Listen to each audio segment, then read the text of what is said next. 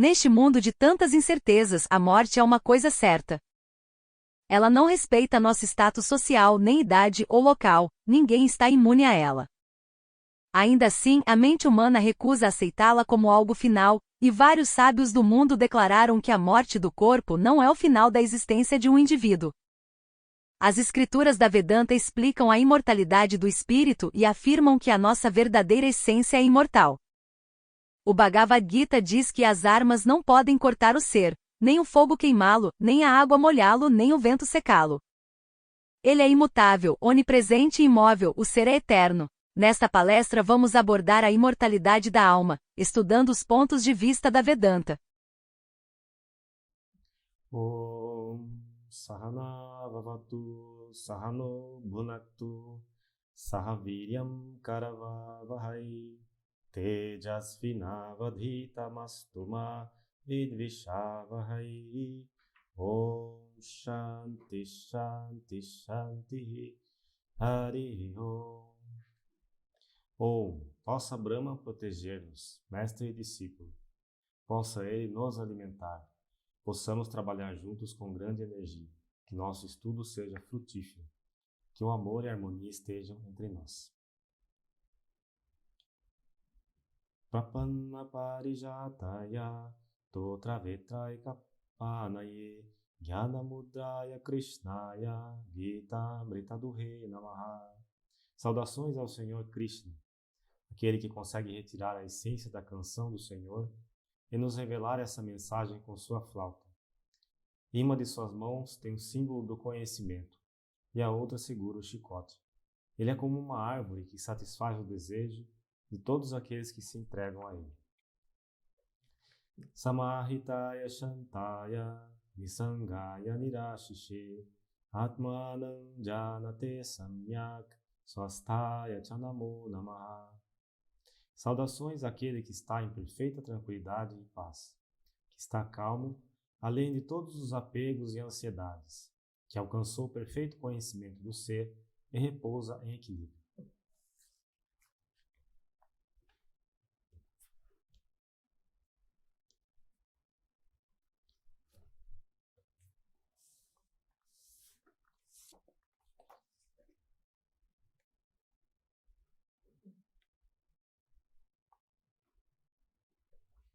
Saudações a todos que estão aqui e a todos que estão online também. Hoje o tema da fala de hoje é da mortalidade para a imortalidade, que é o que tem naquele verso Asatoma, Mrityorma Amritam Gamaya, que nós pedimos ao Senhor que nos leve da morte à imortalidade. Então sempre tem a questão muito apropriada de se pensar, refletir, meditar, que é a questão da morte. Ninguém deveria simplesmente ignorar esse assunto. Então, apenas para refrescar nossa memória, eu vou dar alguns fatos a respeito da morte, para a gente tentar entender não, apenas reconhecer esses fatos. Depois eu vou dar uma explicação de acordo com o que a Vedanta quer dizer com imortalidade. O que significa imortalidade? O que significa passar da morte para a imortalidade? Vamos explicar isso. Então, primeiros fatos a respeito da morte é que neste universo tem muitas incertezas. Tem muito mais incertezas do que certezas nesse mundo. Por exemplo, a nossa vida em si é um mar de incertezas. E existem algumas poucas certezas. Algumas dessas certezas que a gente tem são fáceis de você reconhecer. Outras não, outras são mais sutis. É uma certeza que a pessoa não tem certeza ainda. Por exemplo, o fato de que não é possível alcançar a felicidade plena nesse mundo. Isso é uma certeza. Mas algumas pessoas não reconhecem esse fato, porque para você entender isso, exige um certo tipo de maturidade, reflexão, para você perceber que a felicidade plena não é possível na vida humana, que pela própria natureza do corpo, que tem decaimento e morte, não é possível você ter felicidade plena.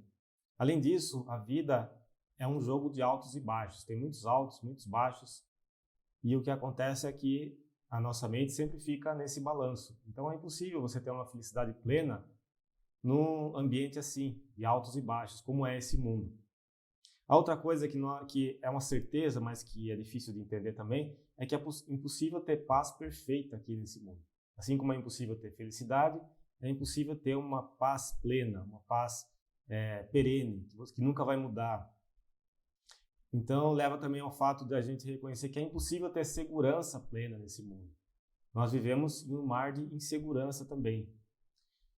Então, a única certeza que a gente tem, que é muito óbvia, que todo mundo pode entender, que é uma certeza que ninguém pode negar, nem se iludir quanto a isso, é a questão da morte. Nós sabemos que vamos morrer e ninguém pode dizer o contrário, é apenas uma questão de tempo para isso acontecer. Então a morte é uma certeza absoluta.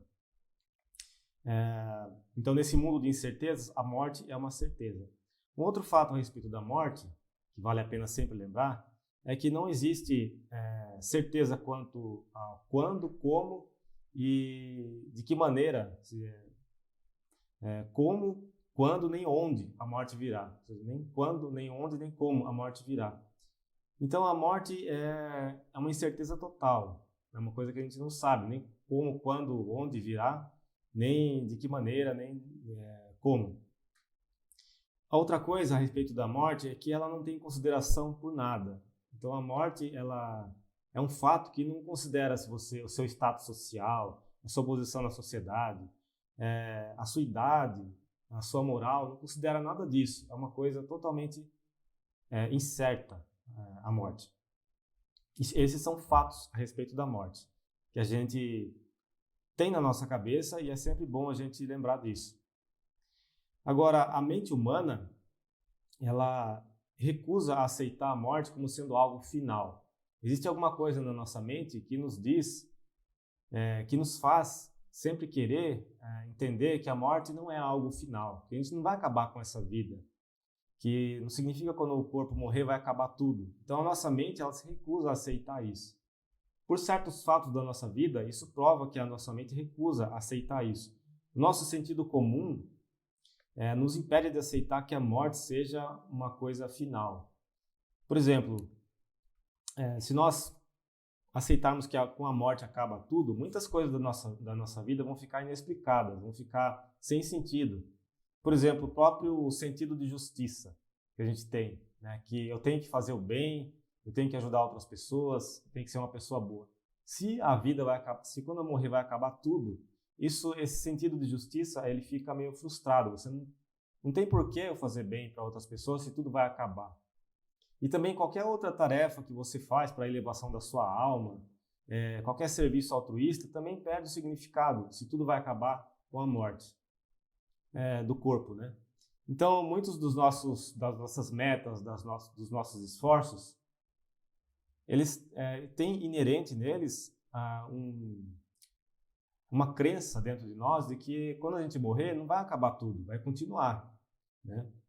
A gente quer crer nisso, que a vida vai continuar. Então, a Vedanta fala que existe em todos nós um anseio por imortalidade. Nós temos um anseio por imortalidade, por aquilo que é imortal. E esse anseio em nós, ele é tão grande, né, de eu querer continuar a vida, ele é tão grande que nós procuramos, muitas vezes, ignorar a morte, ou tentar esquecer que a morte existe, tanto quanto possível. Muitas pessoas vivem sem se lembrar que a morte existe, né, até o momento que a morte vem, às vezes de repente. Então, a morte, nós gostamos tanto da ideia da imortalidade que nós fazemos de tudo para tratar a morte com indiferença, tentar esquecer.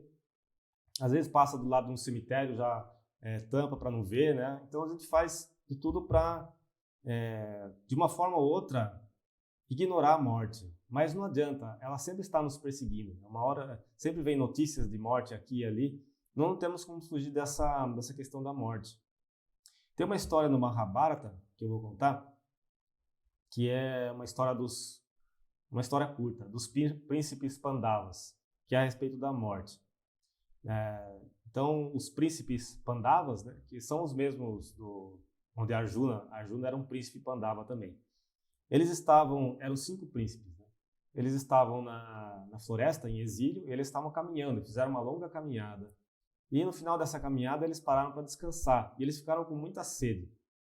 Então, com sede, eles decidiram que eles iam mandar o irmão mais novo para buscar água. Então, o irmão mais novo foi em busca de água até que ele encontrou um lago. Quando ele chegou para... Isso é uma história que está no Mahabharata. Quando ele chegou para beber a água do lago e levar a água para os irmãos, antes de beber, ele ouviu uma voz. A voz falou assim: eu sou a entidade que preside esse lago. Então, você não pode beber a água desse lago sem responder algumas perguntas. Ela falou só isso. Mas o Pandava lá, que foi buscar água, ele ignorou isso. E ele foi lá e bebeu água. Imediatamente, quando ele bebeu a água, ele caiu morto. Aí os irmãos ficaram esperando a água chegar, a água não vinha, até que decidiram mandar o segundo irmão. O segundo irmão foi até o lago, viu o primeiro irmão morto, e ele ia logo contar para os outros irmãos, mas ele decidiu beber água antes, porque ele estava muito cansado. Quando ele foi beber água, aconteceu a mesma coisa. Aquela voz perguntou, disse que ele tinha que responder as perguntas, ele ignorou e bebeu água, e morreu também. Então já tinham morrido 2 irmãos. Assim aconteceu com o terceiro, assim aconteceu com o quarto. Aí só sobrou um dos irmãos lá, esperando a água, que era o Yudhishthira. Yudhishthira era o que tinha a fama de ser o mais sábio de todos. Ele era um ser realizado, Yudhishthira. Então o Yudhishthira ele foi lá no lago. Quando ele chegou lá, ele viu os 4 irmãos mortos lá na beira do lago. E quando ele se aproximou das águas para beber a água, imediatamente veio aquela voz, né? Só que apareceu, junto com aquela voz, uma figura de um yaksha. Então, yaksha é um termo, em sânscrito significa um semideus, ou ele era um deus da justiça, vamos dizer assim, um yaksha. Então, esse yaksha fez o mesmo questionamento para ele, falou que ele tinha que responder as perguntas. E o Yudhishthira imediatamente falou: sim, você pode perguntar o que você quiser que eu respondo. E aí o Yaksha começou a fazer várias perguntas e o Yudhishthira respondia todas elas corretas. Até que finalmente o Yaksha perguntou: entre todas as coisas surpreendentes desse mundo, qual é a mais surpreendente de todas? E o Yudhishthira falou, a resposta do Yudhishthira foi: cada um de nós está sujeito à morte. Homens e mulheres estão morrendo aos milhares todos os dias. Ainda assim, aqueles que ficam pensam que a morte não poderá alcançá-los. Eles vivem como se a morte não os fosse alcançar. Esse é o fato mais surpreendente do mundo. E ele respondeu correto. Então essa é uma história do Mahabharata, que mostra que as pessoas vivem veem a morte acontecer como uma rotina. Todos os dias milhares de pessoas nascem, milhares de pessoas morrem, mas é como se as pessoas vivem como se a morte não existisse, né? Mesmo na época da Covid, a gente via pessoas que estavam no leito de morte, quase ficaram entubadas. Mas aí acontece, quando a pessoa volta, continua vivendo novamente, né? Como se não existisse o fato da morte. É como se a vida da pessoa não mudasse, ela continua a mesma rotina de antes. Então, a morte é um fato, essa indiferença das pessoas para com o fato da morte é uma coisa surpreendente mesmo. E por que ocorre essa indiferença? Porque todos nós temos essa crença em nós, que nós somos imortais, né? Que não vamos morrer com o corpo físico. Então, as escrituras Vedanta, elas falam muito sobre a imortalidade da alma, né? E principalmente os Upanishads. Os Upanishads falam sobre isso, o Bhagavad Gita fala sobre isso, sobre a imortalidade da alma humana. Agora nós vamos explicar um pouco, do ponto de vista da filosofia Vedanta, o que é essa imortalidade da alma. O que a Vedanta entende por imortalidade da alma. Então, assim, primeiro de tudo, a questão da percepção, né? Cada um de nós, assim, em todo caso de percepção, tem 2 coisas. Uma é o objeto que está sendo percebido e a outra é o percebedor. Eu não sei se essa palavra existe em português, o percebedor ou observador, né?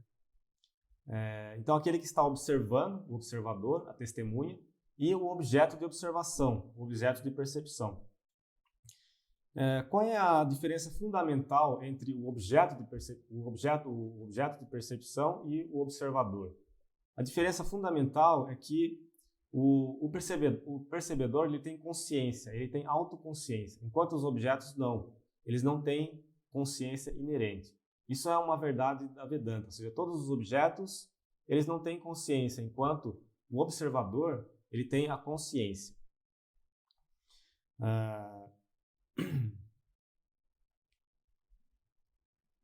Além disso, um outro fato é que quando ocorre a percepção dos objetos, né, tem os objetos e o observador. Mas os objetos também incluem o nosso próprio corpo. Então, o observador, o percebedor, ele também está observando o corpo. Assim como nós observamos os objetos externos, também nós estamos observando o nosso próprio corpo. Então, imagine que nós somos capazes de observar o nosso corpo. Esse fato em si já indica que nós como entidade, somos diferentes do nosso corpo, que nós estamos observando o corpo. Então, isso é um fato. Então, assim como os objetos externos são percebidos, o corpo também é percebido como um objeto. Então, por exemplo, eu me conheço como uma pessoa alta ou baixa, uma pessoa que tem cabelo curto ou grande. Eu me conheço uma pessoa que está doente ou está saudável. Então, nós observamos o corpo. O corpo é uma coisa observável. Se esse corpo está decaindo ou está crescendo, nós podemos observar isso. Então, o nosso corpo é um objeto de percepção. Isso é uma análise vedântica. A outra questão é que não apenas o corpo é um objeto de percepção, como a nossa mente também é um objeto de percepção. Ou seja, o observador, ele observa o corpo, mas o observador também observa os movimentos da mente. Se você quer entender isso, basta você se sentar para meditar, praticar meditação, e você vai ser capaz, de uma hora ou outra, de começar a observar a sua mente. E você se coloca como uma testemunha da sua própria mente. Isso é uma coisa que nós podemos perceber. Você se senta quieto e você observa os pensamentos vindo, voltando. Você observa que você pensou isso, pensou aquilo. Você observa, por exemplo, sentimentos vindo, sentimentos passando. Então, quem é esse que está observando? Então, essa é uma análise da Vedanta. Ou seja, quem é esse que está observando a mente? Quem é esse que está observando o corpo? Então, os fenômenos mentais são observados pelo mesmo observador. Qual é a diferença fundamental também entre o observador e todos os objetos que ele observa? A diferença fundamental é que esse observador está sempre lá, ele é sempre o mesmo, ele nunca muda, enquanto os objetos podem mudar, eles estão sempre mudando na realidade. Os objetos mudam, as coisas mudam, o nosso corpo muda, os nossos pensamentos e nossa mente está sempre mudando, mas esse que está observando, esse observador, ele está sempre lá e ele é sempre o mesmo, ele não muda. Por exemplo, um fato rotineiro que a gente não dá muita importância é o nosso estado de sono. Quando a gente começa a sonhar, um mundo completamente diferente surge na nossa mente, na nossa frente, né? A gente vê objetos diferentes, pessoas diferentes, realidades diferentes. Mas uma coisa persiste ainda durante o sono, é que você ainda se considera o observador. Eu sou um percebedor. Esse percebedor está também no sono, assim como ele está no estado de vigília. Tem um estado chamado sono profundo, em que não tem sonhos, é um sono sem sonhos. Nesse estado, o observador também está lá, ele também existe, porque quando você acorda desse estado, sem sonhos, você diz: eu sonhei, mas eu dormi, mas eu não percebi nada, eu não sabia de nada. Então, quem é esse que estava lá para dizer que não percebeu nada, que não sabia de nada? É esse observador. Então, esse observador, ele sempre permanece imutável. Apesar de todo o cenário estar sempre mudando, os objetos sempre mudando, a mente muda, esse percebedor é sempre constante, ele nunca muda. Isso é uma análise vedântica também. Então, esse é um fator crucial para a gente entender raciocinar sobre isso para a gente se convencer de que nós somos distintos dos objetos externos. Né? Eu sou distinto dos objetos externos e eu sou distinto do meu próprio corpo. Né? Essa é uma coisa a se entender também. Eu sou distinto dos objetos externos e sou distinto do meu corpo também. Enquanto os objetos, corpo, sentidos, etc., não têm consciência, o percebedor tem consciência. E o fato que a gente falou também é que no estado de sono, de vigília, de sono profundo, os estados de consciência mudam, mas o percebedor está sempre lá, ele está sempre imutável. Quando a gente vai no cinema, né, faz tanto tempo que eu não vou, mas eu lembro como é que era, que o cinema tem a tela e tem todo o filme passando. Então, o filme passando acontecem várias coisas, mas a tela permanece sempre a mesma. E sem a tela, não tem como passar o filme. Então, a mesma coisa. Existe uma tela, um percebedor, que está por trás de todo o cenário do mundo, por trás até mesmo do nosso corpo. Então, essa questão. O nosso corpo pode mudar, os nossos pensamentos e ideias podem mudar totalmente durante a nossa vida. Mesmo assim, nós temos a consciência de que nós somos o mesmo, nós não mudamos, nós somos a mesma entidade. Por exemplo, um exemplo simples, se você pegar uma foto de quando você era bem criança, bem quase bebê, e você olhar aquela foto, você vai reconhecer, sou eu, né? Sou eu aí. Você reconhece que era você ali que está naquela foto. Mas, se você for analisar em questão de corpo, é um corpo que mudou totalmente, já não é assim... um corpo que já não é aquele que está na foto, mas você se reconhece como aquele que está na foto. Então, esse percebedor, esse observador, ele sempre se mantém, apesar do corpo estar sempre mudando. Uma coisa para a gente pensar, né? Que o corpo está sempre mudando, mas existe uma coisa por trás do corpo que sempre se reconhece como sendo o mesmo, né? Que nunca muda. É esse tipo de análise da Vedanta. O que é que mantém a nossa individualidade? Uma pergunta, né, da Vedanta. O que é que mantém a nossa individualidade? Ou seja, a gente vê tudo mudando, mas ao mesmo tempo nós mantemos sempre a mesma individualidade. Não muda nunca a nossa individualidade. Eu, como indivíduo, permaneço sempre o mesmo, apesar da mudança dos diversos fatores. O que a Vedanta fala sobre isso? A Vedanta fala que esse percebedor, esse observador, ele é, na verdade, a pura consciência. Então, existe a pura consciência que observa tudo. Ele é imutável e, ao mesmo tempo, ele é da natureza da bem-aventurança. Isso que a Vedanta afirma. Então, alguns dos adjetivos desse ser, né? Esse ser é puro, é luminoso, é constante, é imutável, é a bem-aventurança. Essa é a sua natureza e ele está sempre presente. Então, esse observador, ele está sempre presente, ele tem essa natureza, ele é luminoso, ele é puro, ele é constante e ele está sempre em bem-aventurança. Agora surge uma dúvida, se esse ser, que é o percebedor, está sempre em bem-aventurança, por que a gente não sente isso? Por que a gente não sente essa bem-aventurança que nós realmente somos? Por que nós não sentimos que nós somos puros, luminosos, como a Vedanta afirma? Que nós somos puros, imortais?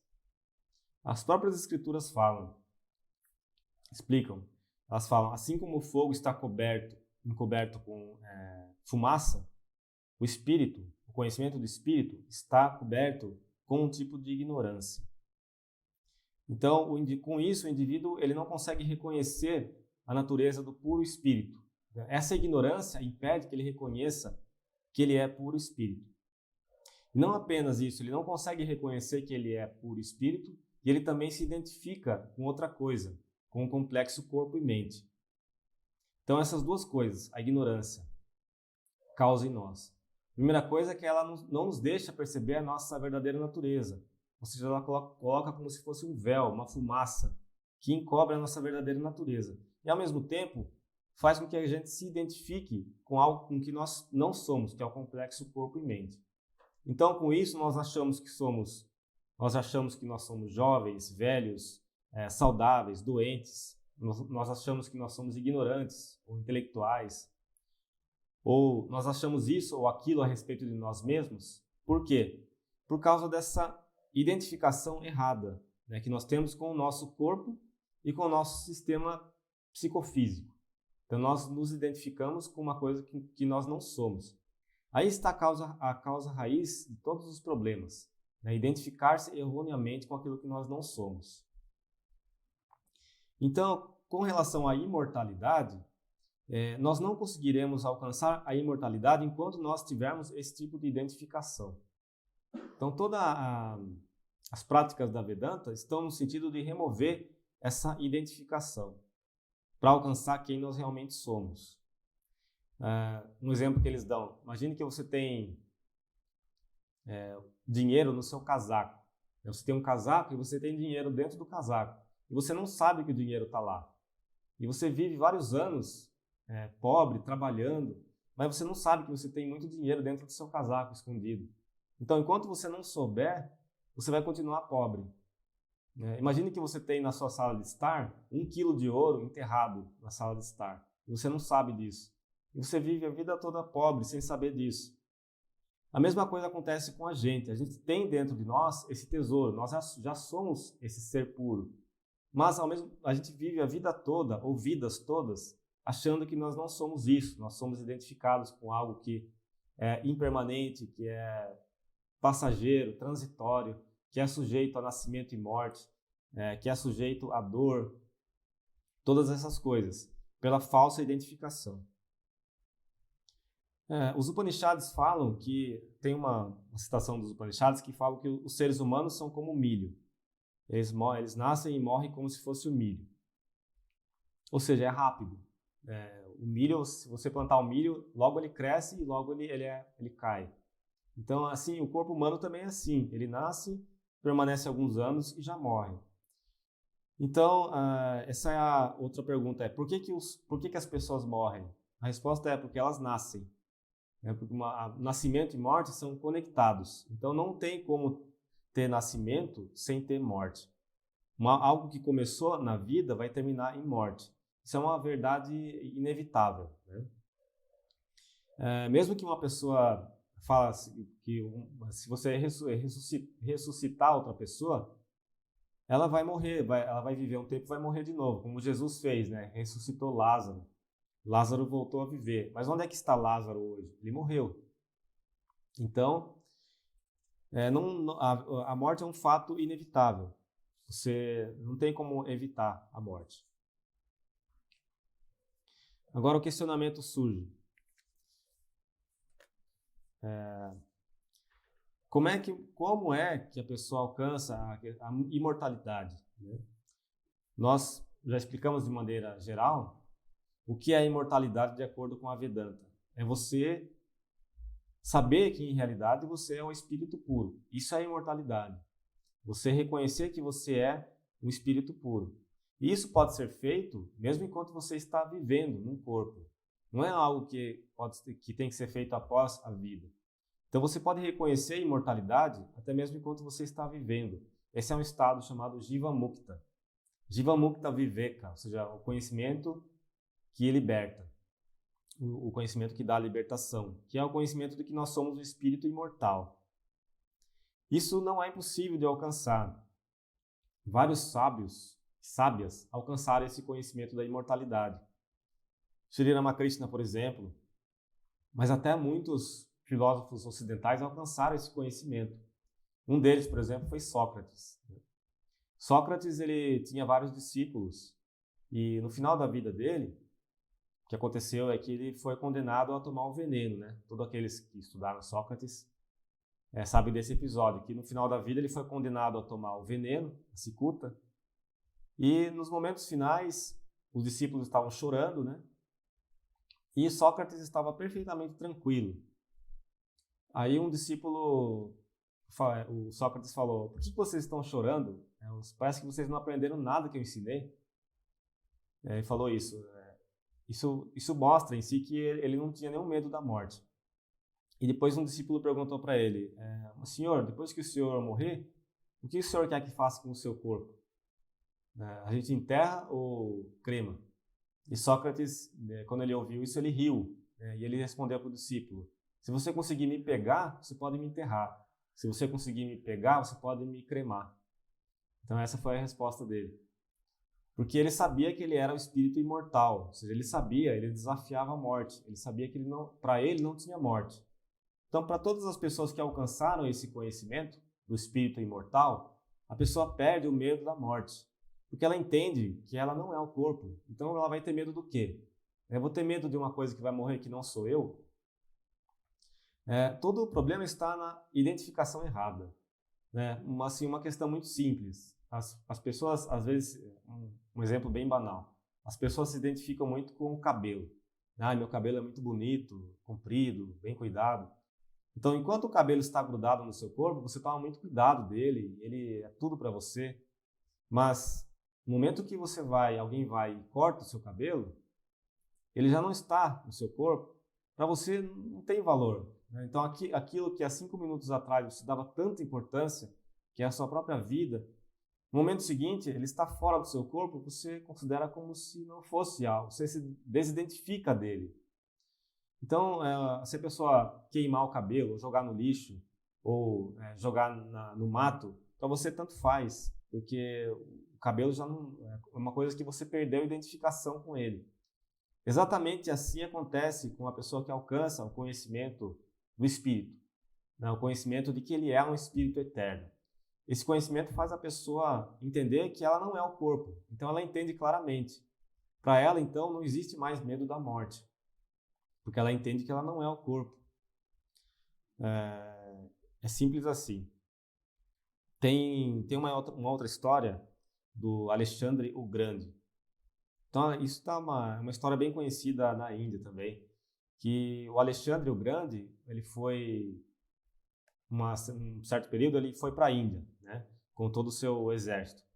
E ele estava andando lá na Índia e eles foram até próximo do rio Sindhu. E lá, o Alexandre o Grande, ele gostava muito de se encontrar com sábios, com pessoas que tinham conhecimento. Então ele ficou sabendo que naquela região tinha um sábio morando, perto das montanhas. Então ele queria se encontrar com esse sábio. E ele foi lá e se encontrou com o sábio. E teve uma longa conversa com ele. E no final ele falou que ele gostaria que ele voltasse com ele para Macedônia, né, onde Alexandre o Grande ficava. E o sábio respondeu: não, eu não vou, eu não quero ir para lugar nenhum, eu estou muito feliz aqui. Ele falou: não quero ir com você, eu vou ficar aqui.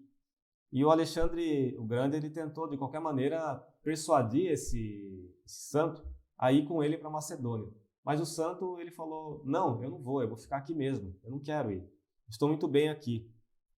Aí o Alexandre o Grande falou: se você não for comigo, eu vou matar você. E ele já tirou a espada. E o sábio, quando o Alexandre fez isso, o sábio riu. Ele riu e respondeu: você nunca falou algo tão tolo na sua vida. Quem poderá me matar?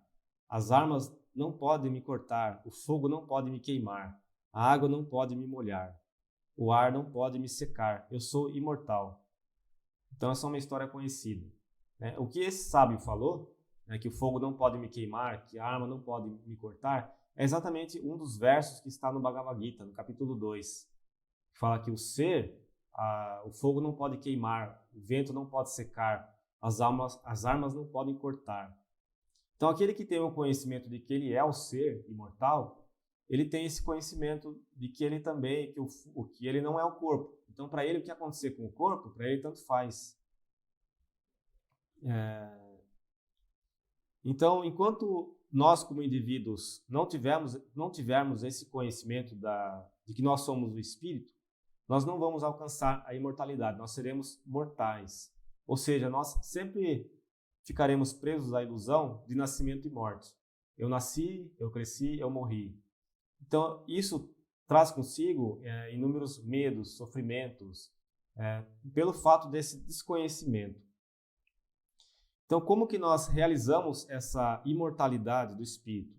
Como nós realizamos que nós não somos seres mortais? Então, a Vedanta fala que existem 2 maneiras que nós podemos tomar para realizar essa verdade. A primeira é que nós temos que refletir sobre isso. Refletir sobre essa verdade dentro de nós mesmos. Refletir seriamente sobre a verdade do Espírito. Ou seja, pensar que nós não somos o corpo, eu sou Espírito. Isso é uma análise vedântica. Significa mesmo você refletir profundamente sobre isso, que eu não sou corpo, eu não sou algo mutável. Por que as Escrituras são tão repetitivas com isso? É justamente para a gente refletir, para a gente pensar. Então, o primeiro passo para realizar isso é você raciocinar, refletir sobre isso profundamente. E com essa reflexão profunda, surge, as Escrituras falam que surge um certo tipo de convicção. Depois de você refletir muito tempo sobre isso, surge dentro de você um certo tipo de convicção. Aí, quando surge essa convicção, você pode meditar sobre essa verdade. Você medita sobre essa convicção que você teve. Então, esses dois processos da Vedanta são chamados Shravana, Manana, 3 na verdade. Shravana, Manana e Nidhyasana. Shravana significa você ouvir sobre a verdade ou ler sobre a verdade. O segundo passo é Manana, que significa você refletir sobre a verdade. Depois de você ouvir, você vai refletir sobre ela. Depois vem Nidhyasana, você vai meditar sobre essa verdade. Então, essa é a metodologia da Vedanta. Ouvir, refletir e depois meditar. Na Vedanta, muito se fala sobre realização de Deus, realizar Deus, ou autorrealização, ou conhecimento do ser. Existe diferença nesses 3 termos? Na verdade, não. Ou seja, autorrealização, ou conhecimento do ser, ou realizar Deus, são a mesma coisa, de acordo com a Vedanta. Por quê? A Vedanta fala que quando você conhece a si mesmo no sentido verdadeiro, é a mesma coisa que você realizar Deus. Que você realiza que Deus é a alma da sua alma. Deus é a alma que está dentro da sua própria alma. Então, esse conhecimento de quem nós somos também equivale ao conhecimento de Deus. Você realizar Deus. É o que Jesus disse, que o reino de Deus está dentro de você. Isso é uma afirmação de Jesus. E Sri Ramakrishna também afirmou, ele disse que se uma pessoa puder conhecer a si mesma no sentido verdadeiro, ela irá conhecer Deus. Então existe um relacionamento intrínseco entre o espírito humano e Deus, o espírito supremo, o espírito divino. Existe um relacionamento inerente, ou profundo, entre o nosso ser individual e o ser supremo. Então a meta da Vedanta é justamente chegar a esse tipo de conhecimento. Um dos versos dos Upanishads diz: a forma do Espírito Supremo não pode ser percebida dentro da percepção sensorial. Ninguém percebe o ser com o olho. Aqueles que o conhecem através da intuição, essa consciência mística, e percebe que ele está que ele está sentado no coração, torna-se imortal. Ele está lá escondido. Ele que é o ser cósmico, conhecido como a fonte, ele que é o ser cósmico é a fonte. Aqueles deuses e místicos que o realizaram e tornaram-se identificados com eles, tornaram-se verdadeiramente imortais. Outro verso dos Upanishads. Esse verso aqui é um verso muito conhecido, que é um verso que um sábio do Upanishad, ele fala, ele declara, depois que ele teve a realização. Então, imagine a pessoa que teve a realização espiritual, ele fez um verso para dizer sobre a realização dele. É como se ele estivesse proclamando isso para o mundo inteiro ouvir. Assim como o Buda, quando teve o Nirvana, a iluminação, ele ficou ávido para tentar passar para as pessoas o que ele tinha realizado. Então, esse verso é o seguinte: ouçam-me, ó filhos da bem-aventurança imortal. Então, ouçam-me, ó filhos da bem-aventurança imortal. Todos aqueles que moram nessa terra e aqueles que moram também em outras esferas, ouçam-me. Eu realizei o Ser Supremo, o sempre resplandecente. que é da natureza da consciência pura, a luz de todas as luzes, resplandecente como o sol, autorrefulgente. Eu sei que eu pertenço a Ele. Eu não sou desse universo físico. Eu conheci essa verdade, por isso eu estou além da morte. Esse é o único caminho para a imortalidade. Não existe nenhum outro caminho para transcender a morte. Isso é um verso muito importante, né? Esse é o único caminho para a imortalidade. Não existe nenhum outro caminho para transcender a morte. Que ele fala, o único caminho, então, é conhecer essa verdade, né? Que é esse ser que está dentro de mim, que está dentro de nós.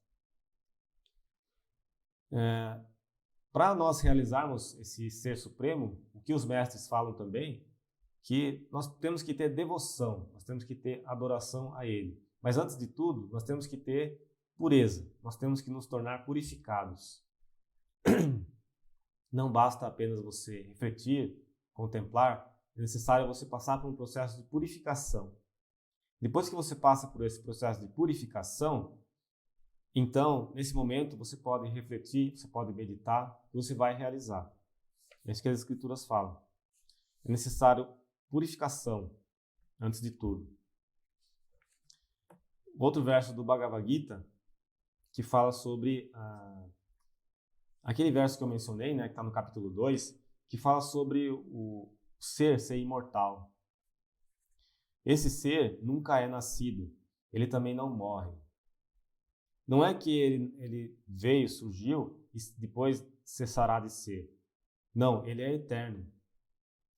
Assim como um homem deixa de lado roupas usadas e coloca roupas novas, assim também o ser encarnado deixa de lado corpos usados e entra em outros corpos que são novos. Aqui ele está explicando o processo da reencarnação, né? Como que nós morremos e reencarnamos. Então, assim, que o ser nunca nasce e nunca morre.